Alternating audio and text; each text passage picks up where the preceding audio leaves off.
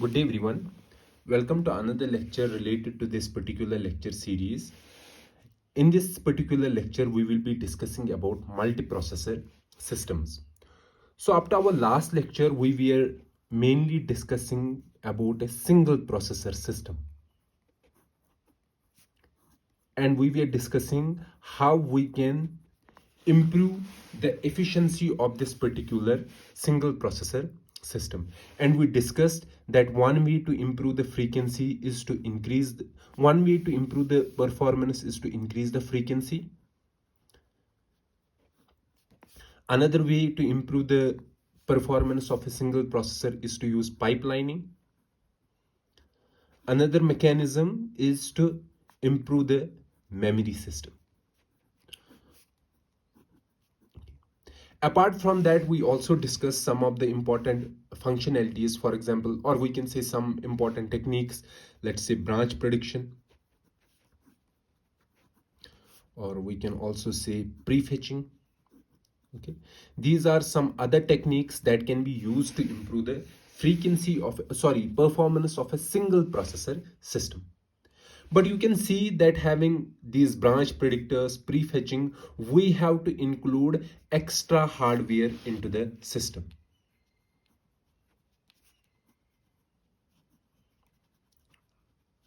Okay, so that means by having more components onto a chip,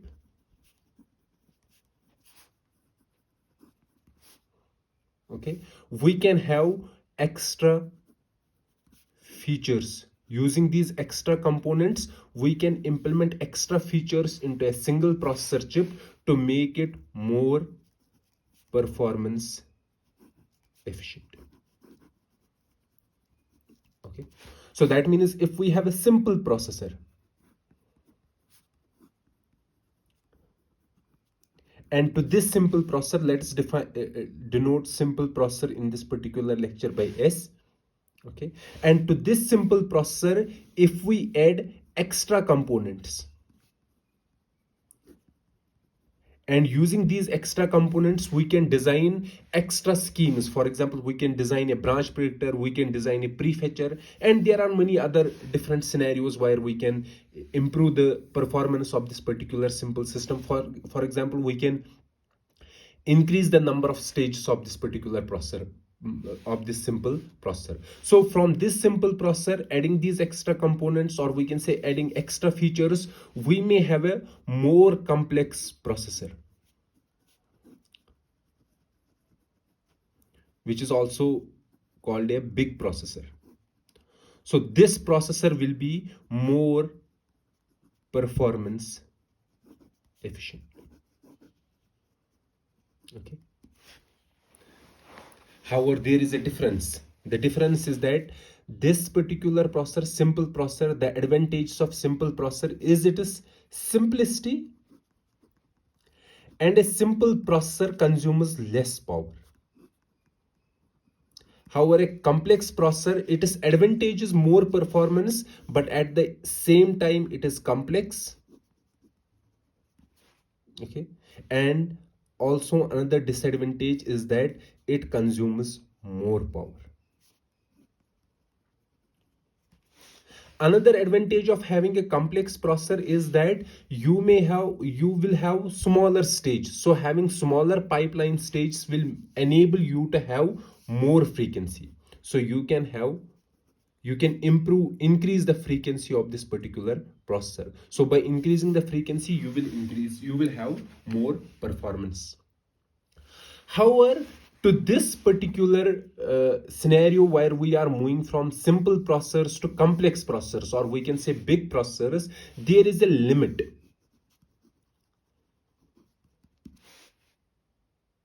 Okay, limit to increasing frequency beyond a particular point. Why? Because when you increase the frequency, there is one main disadvantage, that is the increase in power consumption. And by this increase in power consumption, there is a relatively increase in the temperature of a chip. Okay, and this increased temperature has a negative effect on the performance, also on the working of the chip. Okay, so that means even if you are trying to include more and more features into the chip, there is still some limit to improving the performance of a single processor system. Fine. And you can see that the similar trend is there in the architecture field also. For example, in last 1 decade, you can see the frequency of processors has remained almost constant.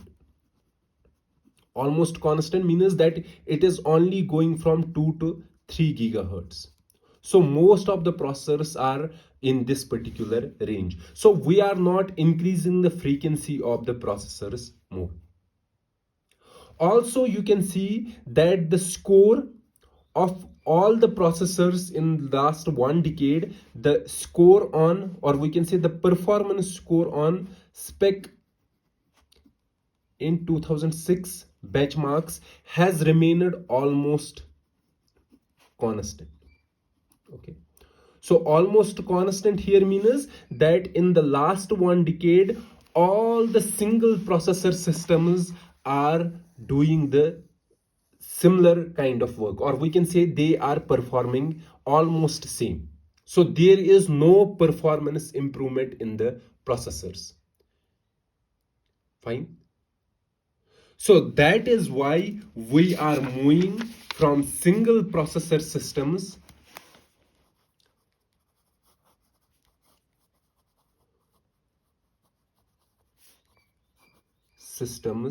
to multiprocessor systems.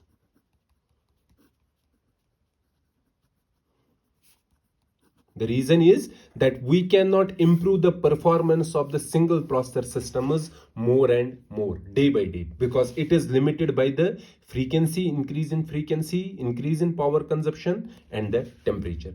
So if we are not able to improve the performance of a single processor system, why can't we move from single processor system to multiprocessor system? So having a multiple processor systems, we will be able to execute multiple programs in parallel. Okay, and by running multiple programs in parallel, we will have overall, there will be performance efficiency using the multiprocessor systems. Fine. So you can see the first multiprocessor system that was brought was the Bros 5000. Okay, this particular processor, we are having two processors. One processor was called A and another processor was called B. So this processor A, was also called a main processor. This was called an auxiliary processor.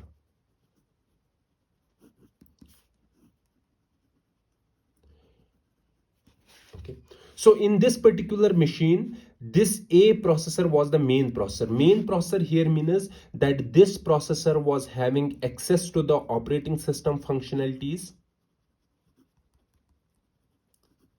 and this processor was handling the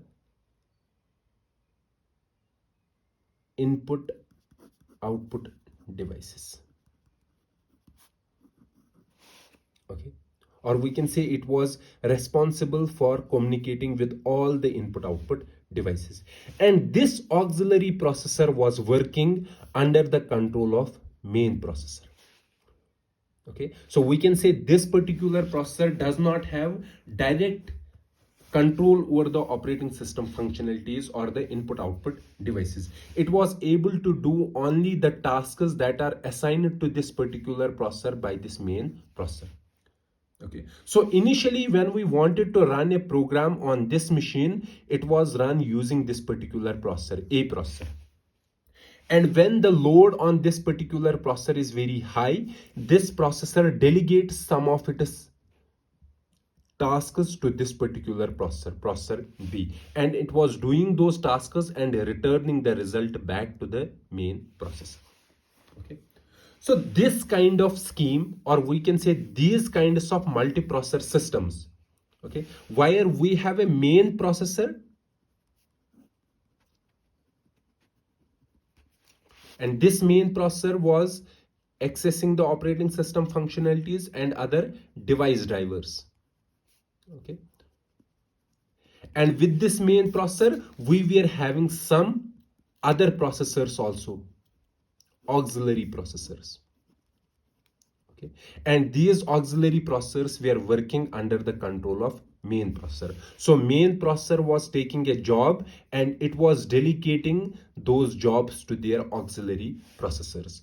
This particular processor was also called a master processor, and these processors were called slave processors because they work under the control of main processor.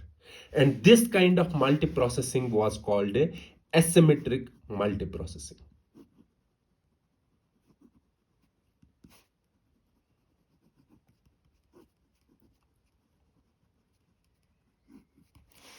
Okay. However, opposite to this kind of multiprocessing is symmetric multiprocessing.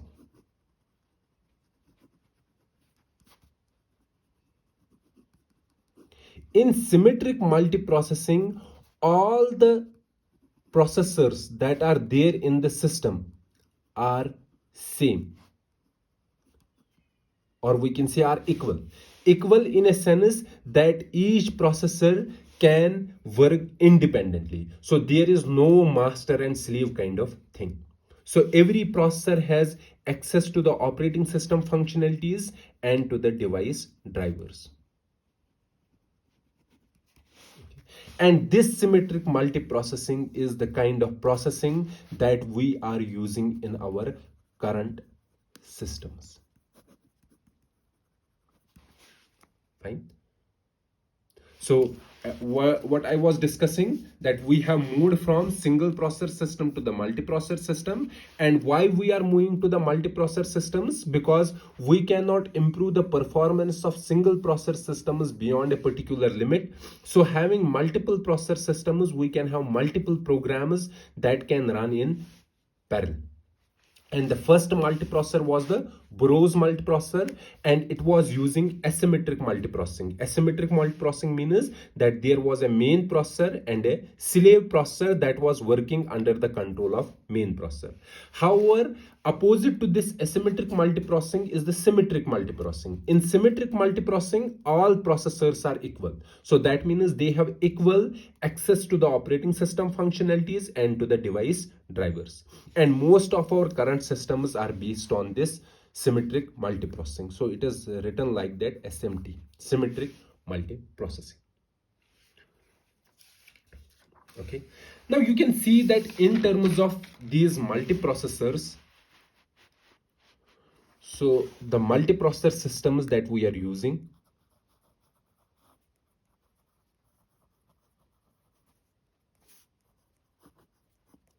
now these multiprocessors can be used in two different mechanisms, or we can say we can use in them in two different paradigms. Two different paradigms in a sense that we can have multiple processors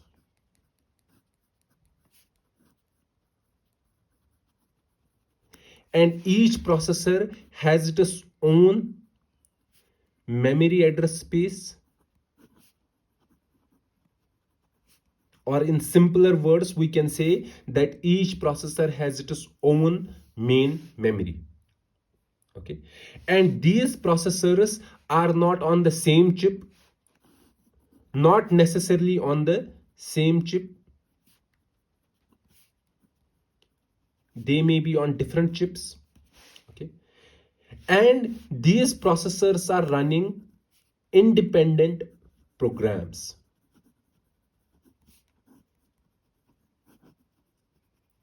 Okay, so these programs are not dependent on each other, and if these multiprocessors has to communicate with each other, they are connected by wires, or we can say via some network. Fine. And as I said, these multiple processors can be geographically separate. Geographically separate means that one multiprocessor will be at one place, another processor at another place, another processor as some other place. Then if I want to use these multiple processors together, I will have some kind of interface here. I will give a job, and this job, or we can say these programs, if I have, let's suppose, 10 programs, so this particular interface will divide these 10 programs. It will give some of the programs to this processor, some of the programs to this particular processor, and some of the programs to this particular processor, and these will do the job and will return back the result to the user. Okay, so here we are using a multiprocessor system, but these processors are independent of each other and they are connected to each other via some network. So these kind of multiprocessing is called loosely coupled multiprocessing.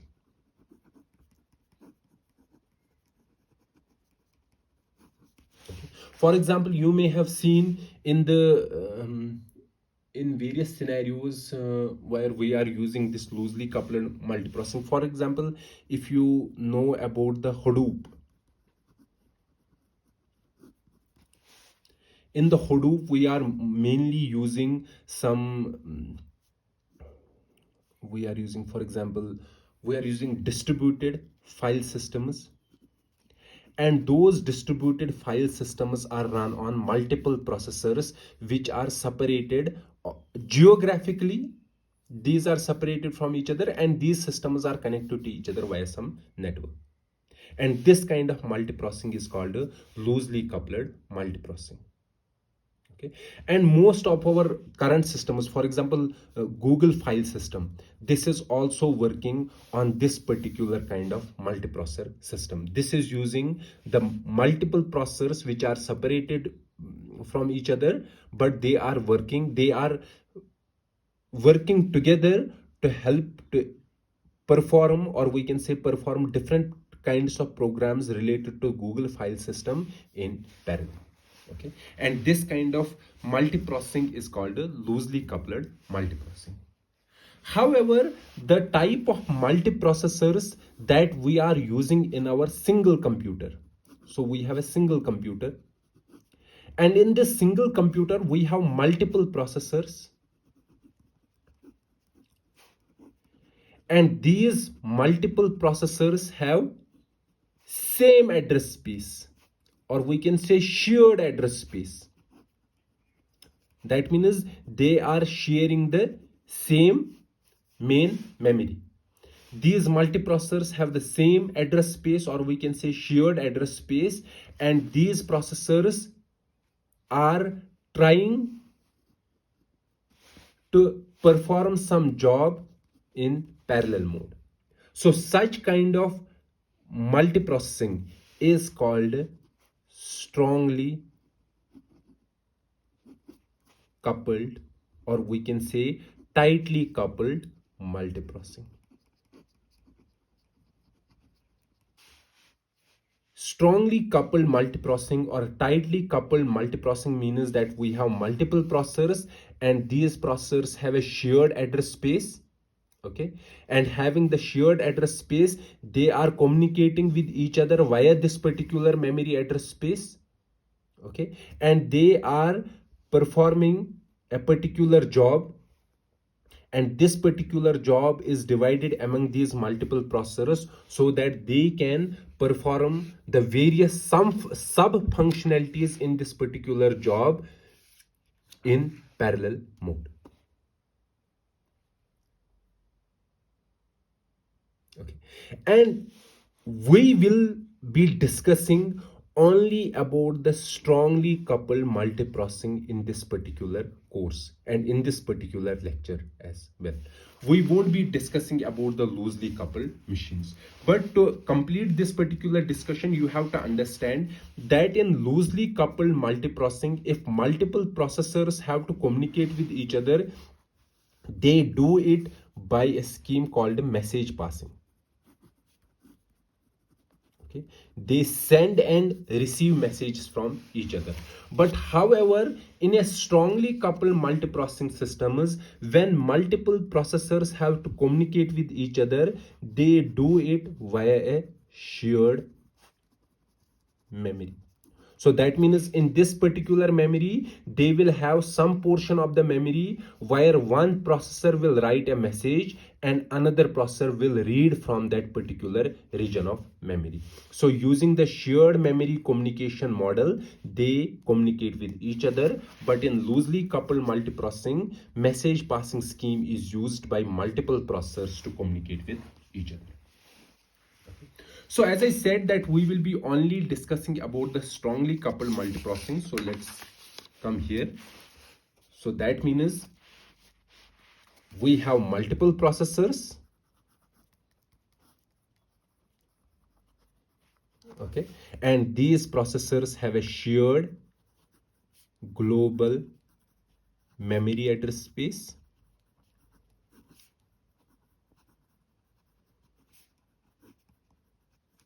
Now these multiprocessors, the scenario can be we will have multiprocessors and each processor is on a separate chip.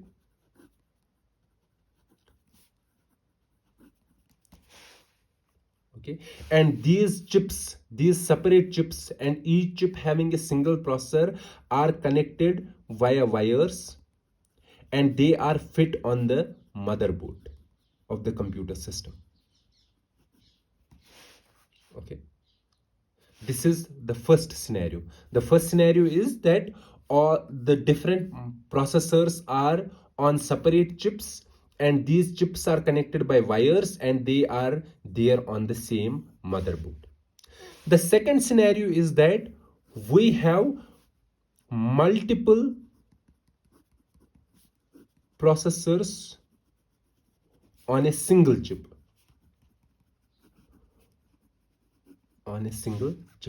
And in this particular scenario, each processor is called a core. And this kind of processor is called a multi-core processor. And currently, almost all our processors are multi-core processors. Okay, you can see the first multi-core chip was produced by IBM in 2001, sorry, and it was called Power 4. And this particular processor was having single processor means single chip, and this processor was having two cores. So that means on that particular chip there were how many processors? Two processors. For example, currently we have servers, and the configuration of the servers, most of the servers you may have seen that it is written that it is a two processor server and each processor has 64 cores. So that means there are two separate chips in this particular server and each chip has how many processors? 64 processors, and each such processor is called a core. Fine. So you can see that there are some systems, for example, GPUs. If you take the example of GPUs, they have more than 256 cores on a single chip. So number of cores on the chip is increasing with every passing year. And how we are able to increase the number of cores, we have to discuss that as well. Okay. Now let's come here. Let's see why we want this multiprocessing. What is the objective? Okay. We have already seen that why multiprocessing, why we are moving to the multiprocessing systems. Okay, the first and foremost aim is the performance. We want to improve the performance. So that is our main aim. To have a higher performance is the main aim of moving from single processor system to multiprocessor system. However, there are some other reasons also. The second reason is to reduce complexity. Reduce complexity means that, for example, I want a higher performance system. One scenario is, or we can say one option is, to have a complex processor. That particular processor will have higher performance.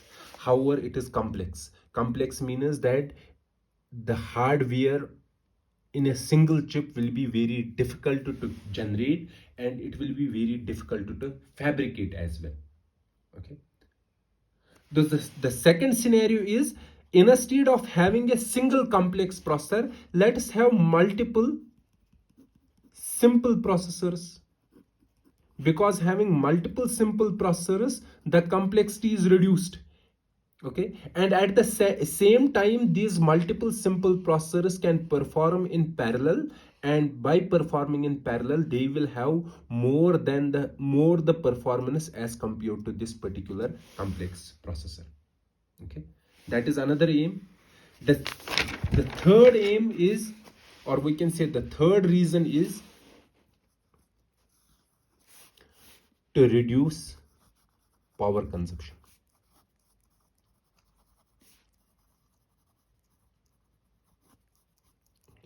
To reduce power consumption means, for example, if I have a single processor, single complex processor, okay, whose frequency is f, and having this frequency, it will have some power consumption. But instead of this single processor, I can use 4 simple processors, and I can run them at a frequency much lesser, let's suppose f by 4. So these 4 processors will be having similar performance as compared to this single complex processor with frequency f. However, by working at a much lesser frequency, they will consume less power. Okay, so 4 simple processors with frequency f by 4 will consume less power as compared to a single complex processor with frequency f. Okay, so these are some of the reasons that we are moving from single processor system to multiple processor systems. So now let's see how we can implement parallelism, or we can say what are the different types of parallelism and how that particular thing can be implemented. Okay, so we can write types of parallelism and their implementation. Okay, so one type of parallelism is called instruction level parallelism. Instruction level parallelism means that you have multiple instructions, and these multiple instructions are run in parallel. Okay, and we have already discussed how we can implement instruction level parallelism, and this has been implemented using pipeline. Okay, so the second kind of parallelism is called a data parallelism.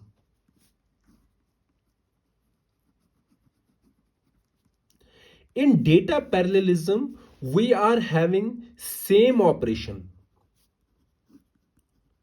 and we are applying this same operation on multiple data items in parallel. Same operation means same instruction, because instruction is an operation. So we are having a single instruction, and we are applying this single instruction on multiple data but in parallel. So this kind of parallelism is achieved using SIMD multiprocessing. Okay, so we have not discussed this so far, but this we have to discuss. Okay, single instruction multiple processing, and this is implemented using vector processors. So what is SIMD multiple processing? What are vector processors? We will discuss these things in great detail. Okay, another kind of parallelism, or we can say the last kind of parallelism, is the task level parallelism.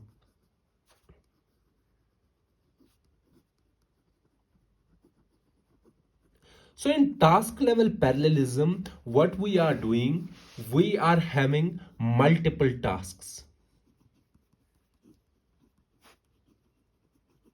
Multiple tasks, you can say these tasks can be related to each other or they can be independent to each other. Okay, and we are running these multiple tasks in parallel. Okay, this is called task level parallelism. Multiple tasks, and we are running these multiple tasks in parallel, and this is done using multiprocessing or using multi-threading. So we have to discuss both what is multiprocessing and what is multi-threading. So these are the three different kinds of parallelism, and you have to keep in mind that this one we have already discussed, instruction level parallelism using pipelining. This one, task level parallelism, will be the main focus of this particular lecture and some subsequent lectures. And this particular parallelism we will discuss, but we will be discussing this very briefly. This one we will discuss in great detail. Okay. Now you can see that I was saying that our processors, or we can say the number of cores, are increasing. Number of cores are increasing means that if last year or 2 years back, or we can say 10 years back, we were having a chip of size 400 millimeter square. If this chip was able to occupy, or we can say this chip was able to handle 2 cores. So let's suppose 2 cores we can fit on this chip. But currently on the same chip, we are able to have 16 cores, or we can say 32 cores. Okay, so how is this becoming possible? How we are able to fit more cores on a chip with each passing year? And this is made possible because of decreasing size of transistors. Okay, so let's discuss this decreasing size of transistors in the light of Moore's law. Moore's law is basically related to the miniaturization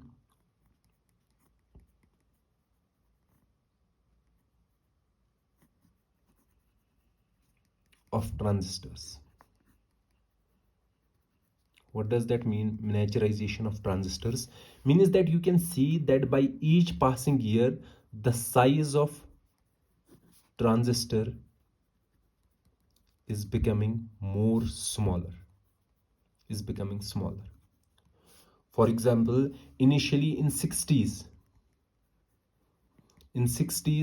the channel length of the transistor was of several millimeters. But currently, you can see the same channel length is in nanometers. Okay, so from 10 to 20 nanometer. So the number of transistors, or we can say the size of transistors, is decreasing. Because of the decreasing size of transistors, we are able to accommodate more and more transistors on a single chip. So the size of the chip is constant. Okay, but since the size of transistors is decreasing, so that means more and more transistors can be fitted on the single chip. And by fitting more transistors on a single chip means we can implement complex, or we can say more features into a processor.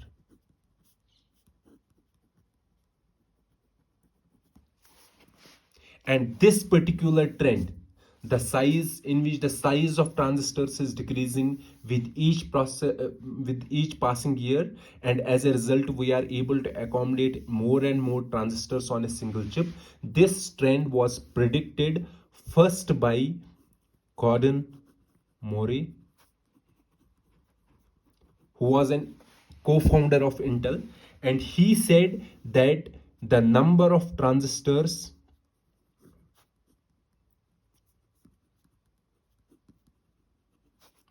on a chip will double after each year, or after each 1 to 2 years. And this is called Moore's law. And you can see that this is directly because of decreasing size of transistors. Initially, or we can say for last 50 years, this law has hold. So that means the number of transistors is doubling after every 1 year. But in last 1 decade, from 1 year, it has changed to 2 years. What I mean to 2 years, that means the number of transistors on a chip is doubling after every 2 years. This is the Moore's law. And the implication of this particular law is that having the more number of transistors on a chip, so that means if I have a single processor,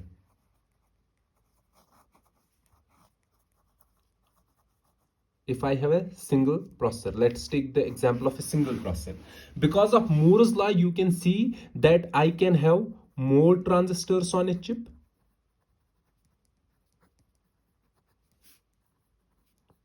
And having more transistors on a chip, that means I can implement more features. More features means that I can improve we can say I can increase the number of stages of the processor, or I can implement, for example, branch predictor. I can implement the prefetching using these extra transistors. I can increase the size of caches, okay, and many more features. So that means this single processor can be made complex processor. Complex, or we can say a big processor with many features. Okay, so with each passing year, I can incorporate more and more transistors on a chip. That means I can incorporate more features. I can make a big processor. And having this big processor, I will have smaller stage. I will have higher number of stages, but each stage, the size of each stage will be very small. And as a result, I will increase the frequency. And by increasing the frequency, I will improve the performance of a system. Okay. So it means that having a single processor with each passing year, or after 2 years, I will make this particular processor more and more strong. Having more and more strength to this particular processor, I can improve the frequency, I can increase the performance. But it has a negative side. The negative side is that by increasing the frequency, there will be increase in power consumption. And with increase in power consumption, there will be an increase in temperature. And you can see that they have a feedback effect. So by increase in temperature, there will be an increase in power consumption that will in turn result in increase in temperature. There will be a cyclic effect, and that will result in thermal breakdown of the chip if it is not taken care of. Okay. So what computer architects have done, instead of making this particular processor more bigger, what we can do, we will have a simple processor, or we can say simple core. Instead of making this core more complex using these extra number of transistors, what we can do, we can have another simple core. Okay. So if I have, let's suppose in this year I was having, let's say 1 million transistors or 1 billion transistors on a chip. So using these 1 billion transistors, I was able to create a single core. Let's say the next year, the number of transistors on a chip will be 2 billion. So with 1 billion, I will make one core, and with another billion, I will make another core. So the number of cores on the chip will increase. Okay. So currently we can write the Moore's law in another terminology, that number of cores on a chip increases, or we can say becomes double in every 1 to 2 years. And you have seen this trend. For example, in 2001, IBM was having how many processors? 2 cores on a chip. But currently you will see that there are more than 256 cores on a chip. And this is the, we can say, the Moore's law. Actually, the Moore's law was different, but I have written it in terms of number of cores. Okay.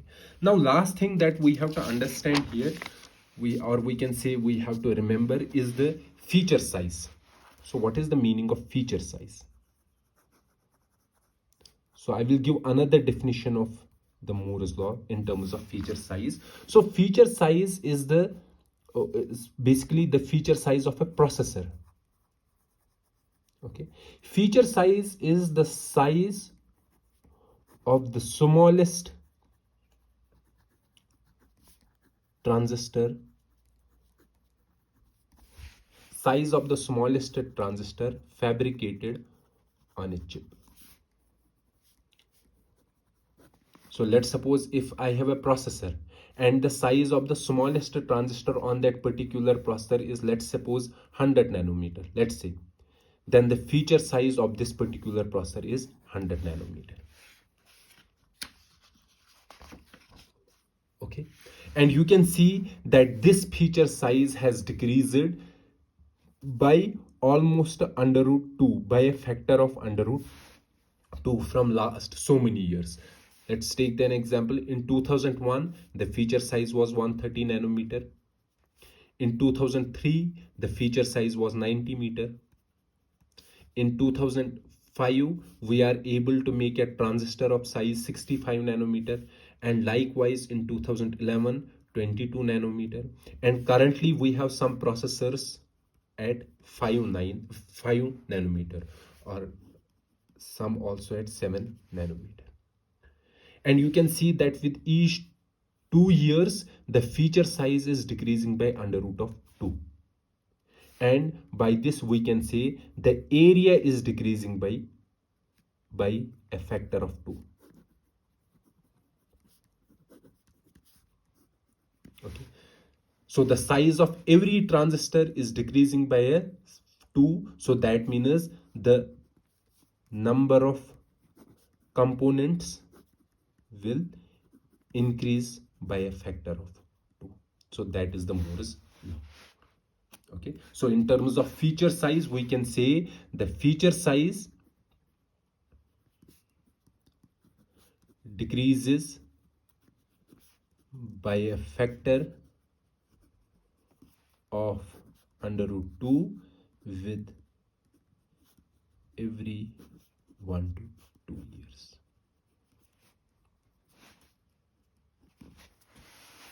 Okay. So this is all about the Moore's law. So with this, I will stop this particular lecture here. But in the next lecture, we will see how can we implement these multiprocessor systems. So what are the different implementations of multiprocessor systems? Okay. Then we will also discuss another kind of parallel processing, which is multi-threading. Okay. These two will be the discussion of our next lecture. And in this particular thing, we will discuss Flynn's taxonomy. And we will also discuss one important feature, that is, or we can say one important law, that is Amdahl's law. So these two will be the discussion of our next lecture. So let's meet in the next lecture. Till then, goodbye.